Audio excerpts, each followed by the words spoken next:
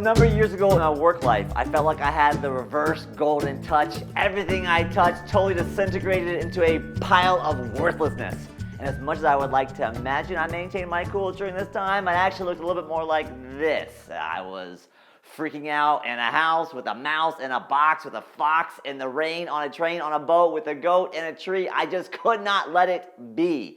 And I also struggled spiritually, kind of pounding on God's door, saying, where are you? Why don't you fix this mess? Well, after the crisis passed, I realized it hadn't just exposed gaps in our organization. It had exposed gaps inside of me.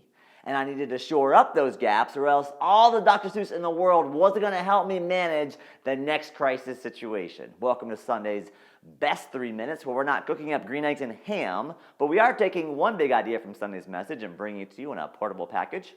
This is week 3 in our For Such a Time as This series, looking at the Old Testament book of Esther. Esther is a story about the Jewish people scattered in exile across Persia around 450 BC.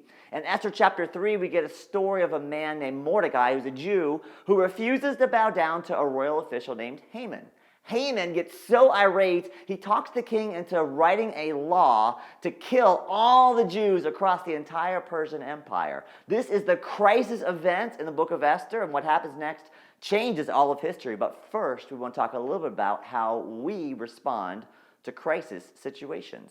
Most of us hate crisis, right? It means pain, anxiety, problems, and often in the face of crisis, we think it's an obstacle or a detour or a barrier to the purposes in our lives. But what we see throughout Scripture and throughout history is this remarkable pattern. The crisis isn't the obstacle. The crisis is the such a time as this moment. The crisis is the moment. And so how we responded to crisis in the past and what that shows us about our character and our understanding of God is mission critical to our ability to engage well when our such a time as this crisis moment comes. So this week I want to invite you to do a little inventory. No shame, no condemnation, simply asking questions. If crisis shows us our character and what we actually believe about God, what have your crises shown you in the past that you need to take stock of? Does anything need to change? Is there anything that you responded to very well you want to capture? Remember that to practice for your next crisis?